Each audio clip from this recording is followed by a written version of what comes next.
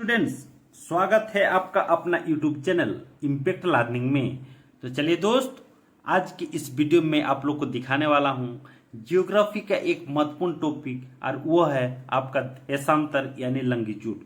दोस्तों, इसके पहले के एक वीडियो मैंने बना चुका हूं, उसमें मैंने लेटीट्यूड यानी अक्षांश के बारे में पूरी अच्छी तरह से समझाया गया है, सारे बिंदुओं को समझाया गया है। अगर आप लोग वीडियो नहीं देखे हैं तो वहां जाके जरूर वीडियो को देख लेंगे, ताकि आपको अक्षांश देशांतर रेखा दोनों के बारे में अच्छी तरह से समझ में आ जाएगा।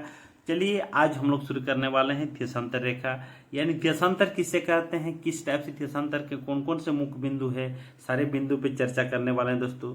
इसीलिए अगर चैनल में नए हैं तो चैनल को जरूर सब्सक्राइब कर लेंगे दोस्तों, और बेल नोटिफिकेशन का दबाना बिल्कुल ना भूलेंगे, ताकि इस तरह के वीडियो का नोटिफिकेशन आप तक हमेशा पहुंचता रहे। तो चलिए दोस्त, वीडियो शुरू करते हैं। यहाँ पर देखिए स्क्रीन पे आपका लिखा हुआ देशांतर यानी लॉन्गिट्यूड। दोस्तों, सबसे पहले हम लोग समझते हैं लॉन्गिट्यूड है क्या चीज, यानी देशांतर क्या है, देशांतर रेखा हम लोग किसको कहेंगे। तो यहाँ पर देखिए मैंने लिखा हूं कि उत्तरी तथा दक्षिणी ध्रुव को मिलाने वाली काल्पनिक रेखा को देशांतर रेखा कहते हैं। दोस्तों, आप सभी जानते हैं कि अक्षांश और देशांतर ये सारे रेखाएं जो होते हैं, ये क्या हमारे पृथ्वी पर खींची जाने काल्पनिक रेखा है। इसको हम लोग खुले आंख मतलब इस टाइप से नहीं कह सकते, ये हमारा हम लोग का वास्तविक रेखा नहीं है, हम लोग का काल्पनिक रेखा के तौर पर हम लोग इसको मानते हैं। ठीक है दोस्तों, तो जैसे ये हम लोग का अर्थ है, ये हमारी पृथ्वी है, उसके ऊपर को हम लोग क्या कहते हैं, नॉर्थ पोल, नीचे क्या लेते हैं हम लोग, साउथ पोल होता है, यानी उत्तरी ध्रुव, और ये क्या है आपका दक्षिण ध्रुव होता है। तो इस तरह से उत्तरी और दक्षिण ध्रुव को इस टाइप से जैसे मिला दिया गया, इसी टाइप से मिलाने वाला हर एक रेखा क्या कहला आपका देशांतर रेखा के नाम से जाना जाएगा। अभी चलते हैं अगला पॉइंट की ओर। अगला पॉइंट इसमें क्या लिखा गया है कि प्रत्येक देशांतर रेखा एक अर्धवृत्त बनाता है। दोस्तों, ये हर एक जितने सारे भी आपको देशांतर रेखा नजर आ रहा है, ये सारे चीज को यहाँ पर इंगित नहीं किया गया है, इसीलिए ये जो भी रेखा इस टाइप से उत्तरी और दक्षिणी ध्रुव को छुएगा, ये सारे एक एक रेखा क्या कहलाएगा, एक अर्धवृत्त यानी सेमी सर्किल बनाता है दोस्तों। इसीलिए हम कह सकते हैं दो सेमी सर्किल, ये दो देशांतर रेखाओं को अगर मिला दिया जाएगा दोनों तरफ से, तो क्या हो जाएगा, एक सर्किल का निर्माण कर जाएगा, एक वृत्त का निर्माण हो जाएगा दोस्तों। इसीलिए यहाँ पर देखिए क्या लिया हूँ, एक वृत्त इज इक्वल टू दो देशांतर रेखा, यानी दो देशांतर रेखा में एक सर्किल का निर्माण कर सकते हैं। ठीक है, अगला बिंदु क्या है, अगला बिंदु है आपका कि देशांतर रेखाओं की कुल संख्या। दोस्तों, देशांतर रेखाओं की जो कुल संख्या होती है वो होता है 360, यानी हम कह सकते हैं कि देशांतर रेखा टोटल कितना है, तो हम कहेंगे 360 गो होता है। अगला पॉइंट है आपका कि दो देशांतर रेखाओं की लंबाई बराबर होती है, यानी दो देशांतर रेखाओं की लंबाई क्या होती है दोस्तों, समान होती है। चलिए, अगला पॉइंट है आपका कि ध्रुवों से विषुवत रेखा के बढ़ने पर देशांतरों के बीच की दूरी बढ़ती जाती है, तथा विषुवत रेखा पर इसकी बीच की दूरी अधिकतम 111.32 किलोमीटर होती है। दोस्तों, जैसे जैसे हम लोग ध्रुव से विषुवत रेखा को पढ़ेंगे, विषुवत रेखा है क्या चीज, इस टाइप से जो हम हमारी पृथ्वी को उत्तरी गोलार्ध तो दक्षिणी गोलार्ध दो समान भागों में बांटते हैं, इसी को हम लोग विषुवत रेखा के नाम से जानते हैं। इसको हम लोग भूमध्य रेखा के नाम से भी जानते हैं दोस्तों। इसको हम लोग 0 डिग्री अक्षांश के रूप में भी जानते हैं। हम सभी जानते हैं कि पूर्वी से पश्चिम की ओर खींची जाने वाली काल्पनिक रेखाओं को क्या कहते हैं, अक्षांश रेखा के नाम से जाना जाता है। इसीलिए ये जो रेखा है आपको पूर्वी से पश्चिम की ओर खींची गई है, इसीलिए इसको हम लोग 0 डिग्री अक्षांश भी कह सकते हैं, भूमध्य रेखा भी कह सकते हैं, और भौगोलिक नाम इसका विषुवत रेखा के नाम से भी जानते हैं, या अंग्रेजी में हम लोग इसको इक्वेटर भी कह सकते हैं दोस्तों। तो इसमें क्या है, ये जो हम लोग का रेखा है, ये जो हम लोग का देशांतर रेखा, जैसे हम लोग उत्तर से दक्षिण को मिलाने वाली देशांतर रेखा इस टाइप से, तो इसमें क्या है कि यहाँ पर देखिए ध्यान देंगे, ध्रुवों से विषुवत रेखा के बढ़ने पर देशांतरों के बीच की दूरी बढ़ती जाती है, यानी दो देशांतर, अगर दो देशांतर के बीच की दूरी की बात करते हैं, क्योंकि दोनों देशांतर क्या हो रहा है, ध्रुव से ही निकल रहा है, तो यहाँ क्या हो जाएगा आपका 0 डिग्री हो जाएगा। लेकिन जैसे जैसे जैसे जैसे इसमें ध्रुव से आपका विषुवत रेखा की ओर आएगा, यानी इक्वेटर तरफ आएगा, तो सबसे ज्यादा इक्वेटर पर ही इसके दूरी पाया जाएगा, और इसके दूरी जो सबसे बढ़ते क्रम में आएगा यहाँ से आपका कम से ज़्यादा की ओर, फिर ज़्यादा से कम की ओर दक्षिण ध्रुव की ओर आपको देखने को मिलेगा। इसलिए हम कह सकते हैं कि ये दो रेखाओं के जो बीच की दूरी इक्वेटर पे होता है, जो भूमध्य रेखा पे जो होता है, वो 111.32 किलोमीटर की होती है। ये काफ़ी इंपॉर्टेंट है दोस्तों, इसको याद रखने की जरूरत है। आपको हमेशा पूछेगा कि ध्रुवों पर दो देशांतर के बीच की दूरी कितनी होती है, तो हम इसको कह सकते हैं 111.32 किलोमीटर की होती है। चलिए दोस्त, अगला बिंदु हम लोग देखते हैं। अगला पॉइंट है हमारी स्क्रीन पे कि थोड़ा सा इसको स्क्रॉल कर लेते हैं। अगला पॉइंट है आप हमारे स्क्रीन पे ध्यान देंगे आप लोग कि प्रधान मध्याह्न रेखा की बाईं ओर की रेखा है पश्चिमी देशांतर। दोस्तों यहाँ ध्यान देंगे, ये जो प्रधान मध्याह्न रेखा है, इसके बाईं ओर हम इधर इस टाइप से अगर एक रेखा के निर्माण कर देते, ये प्रधान मध्याह्न रेखा है, इसके बाईं ओर की जो ये रेखाएं, इसको पश्चिमी देशांतर रेखाएं कहते हैं, और दाहिनी ओर की जो रेखाएं इसको कहते हैं पूर्वी देशांतर की रेखाएं कहलाती है दोस्तों। ठीक है, अगला पॉइंट देखिए। अगला पॉइंट आपकी स्क्रीन पे है कि पश्चिमी देशांतर को पश्चिमी गोलार्ध और पूर्वी देशांतर को पूर्वी गोलार्ध कहते हैं। जिस टाइप से हम लोग अक्षांश रेखा के तौर पर जो इक्वेटर है, जो हम लोग विषुवत रेखा है 0 डिग्री अक्षांश है, ये क्या करता है, हमारे अर्थ को उत्तरी गोलार्ध और दक्षिणी गोलार्ध में दो हिस्सों में डिवाइड कर देता है।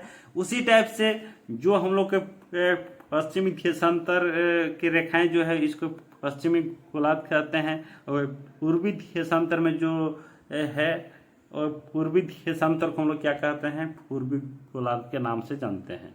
इस टाइप से हम कह सकते हैं, ऊपर हो गया आपका उत्तरी गोलार्ध, नीचे हो गया आपका दक्षिणी गोलार्ध, लेफ्ट साइड में हो गया आपका पश्चिमी गोलार्ध, और आपका राइट साइड में हो गया आपका पूर्वी गोलार्ध के नाम से जाना जाएगा। ठीक है, चलिए अगला बिंदु है, अगला पॉइंट आपके स्क्रीन पे, और ये काफ़ी इंपॉर्टेंट है ये पॉइंट दोस्तों, कि गोलाकार होने के कारण पृथ्वी 24 घंटों में 360 डिग्री घूम जाती है। अतः 1 डिग्री देशांतर की दूरी तय करने में पृथ्वी को 4 मिनट का समय लगता है। ये काफ़ी इंपॉर्टेंट दोस्तों। हम सभी जानते हैं हमारी जो अर्थ है लगभग गोलाकार है, पूरी गोलाकार हम नहीं कर सकते हैं, इसको जियोड शेप का हम लोग देते हैं, लेकिन कल्पना करके उसको काल्पनिक रूप देके हम लोग उसको गोलाकार का रूप को ही इंगित करते हैं, लिखते हैं, ये दिखाते हैं। तो इससे क्या है कि गोलाकार होने के कारण पृथ्वी क्या करता है, 24 घंटे में 360 डिग्री घूम जाता है, पूरा एक 360 डिग्री के एंगल पे घूम जाती है। अतः एक देशांतर की दूरी तय करने में, अगर हम बात करते हैं कि एक देशांतर की दूरी कितने मिनट में तय करेगा, तो 4 मिनट का समय लगता है, यानी 4 मिनट में तय कर जाएगा दोस्तों। ठीक है, ये काफ़ी इंपॉर्टेंट है, ये हमेशा क्वेश्चन में आप लोग को पूछा जाता है। चलिए अगला बिंदु देखते हैं। अगला बिंदु है आपके स्क्रीन पे कि दो देशांतर रेखाओं के बीच की दूरी को गोरे नाम से जाना जाता है। दोस्तों देशांतर रेखाएं जो है उसके बीच की दूरी है, जो क्षेत्र है, जो स्थान है, उसको किस नाम से जाते हैं, गोरे नाम से जाना जाता है। आप लोग को इससे पहले के वीडियो में मैंने समझा चुका है कि दो अक्षांश के जो बीच की दूरी होती है वो कटिबंध के नाम से जाना जाता है, जोन के नाम से जाना जाता है। सिमिलरली उसी टाइप से अगर दो देशांतर रेखाओं के बीच की दूरी को अगर किस नाम से जाना जाता है, तो गोरे के नाम से जाना जाता है। ठीक है दोस्तों, उसके बाद अगला पॉइंट है आपकी स्क्रीन पे। अगला पॉइंट है आपका कि मानचित्र एवं ग्लोब पर पाई जाने वाली प्रतिच्छेद रेखाओं को भौगोलिक रेखाजाल कहते हैं। इसका भी कभी कभी आपको क्वेश्चन पूछा जाता है या आने की संभावना है कि मानचित्र एवं ग्लोब पर पाई जाने वाली प्रतिच्छेद रेखाओं को, प्रतिच्छेद रेखा का मतलब ये अक्षांश रेखा है और देशांतर रेखा जहां पर काटती है वो आपका इंटरसेक्ट करता है, यानी प्रतिच्छेद करता है।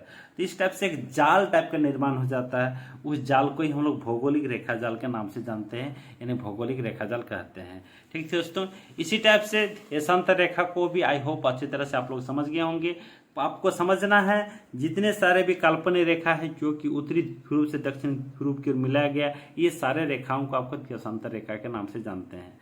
ठीक है दोस्तों, तो चलिए और कुछ बिंदु और बात करते हैं आप लोग को। तो दोस्तों अगर चैनल में नए हैं तो चैनल को बिल्कुल आप लोग सब्सक्राइब कर लेंगे, बेल नोटिफिकेशन दबाएंगे ताकि इस तरह का वीडियो का नोटिफिकेशन आप तक हमेशा पहुंचता रहे।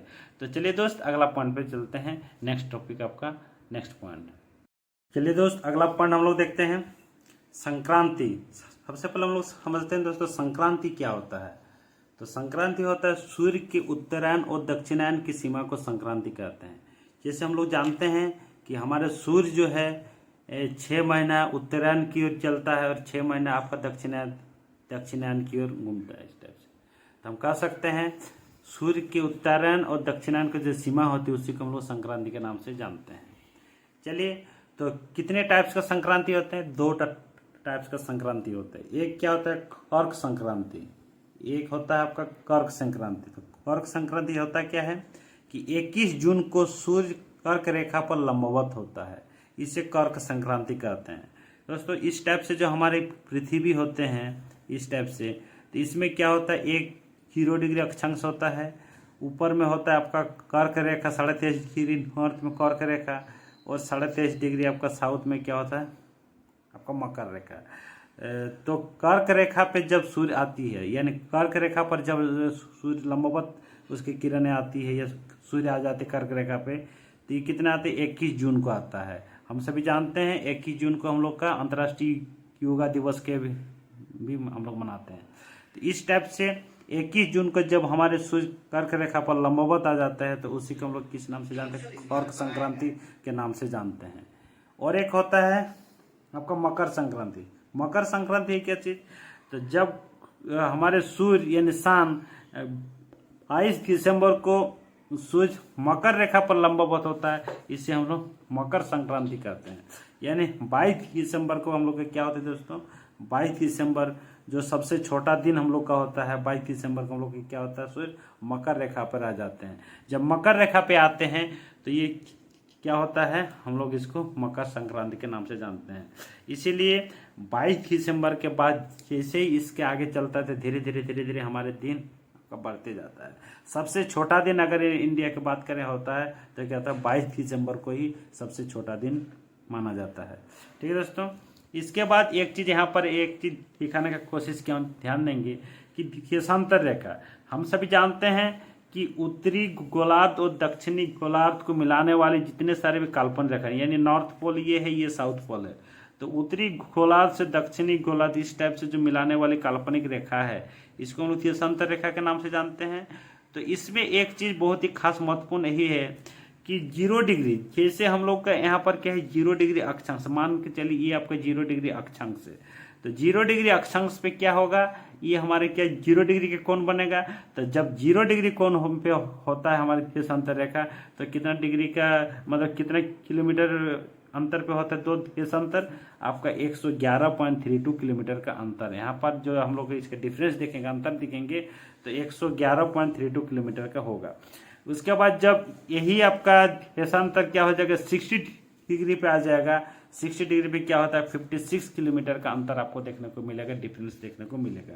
और जैसे जैसे हम लोग का 90 डिग्री पे आ जाएगा, यानी यही धीरे धीरे हम लोग क्या होगा 90 डिग्री स्टेप से, यानी जब ध्रुव पे आ जाएगा, नॉर्थ पोल और साउथ पोल पे जब आ जाएगा तो हम लोग का 90 डिग्री के यहाँ पर बनेगा। तो इस टाइम क्या हो जाएगा, हमारे ये अक्षांश के दोनों अक्षांश के जो बीच की दूरी हो जाएगा वो क्या होगा भाई 0 किलोमीटर हो जाएगा। दोनों कोइंसाइड कर जाएगा, दोनों पॉइंट आके आपका दोनों तरफ से देशांतर रेखाएं जो आएगी इसका एक साथ कोइंसाइड कर जाएगा, यानी ओवरलैप हो जाएगा। इस टाइप से हम लोग को 0 डिग्री के एंगल बनाएगा। तो आप कह सकते हैं इससे भी काफ़ी ज़्यादा क्वेश्चन आपको आने का चांसेस है कि 0 डिग्री पे जो रहेगा तो 2 देशांतर के जो बीच की दूरी होगा 111.32 किलोमीटर होगा, 60 डिग्री पर होगा तो 56 किलोमीटर का होगा, और 90 डिग्री पे होगा तो क्या होगा 0 किलोमीटर का होगा। तो इस तरह से आप सभी को समझ में आ गया होगा कि देशांतर रेखा क्या है, देशांतर रेखा कितने होते हैं, इसके क्या क्या से कैरेक्टरिस्टिक्स है। आई होप आप सभी समझ गए होंगे। तो चलिए दोस्त, आज के लिए फिर इतना ही रखते हैं। नेक्स्ट वीडियो में आप लोग के साथ फिर मिलते हैं अगले वीडियो के साथ। तब तक के लिए धन्यवाद। Thanks for watching this video.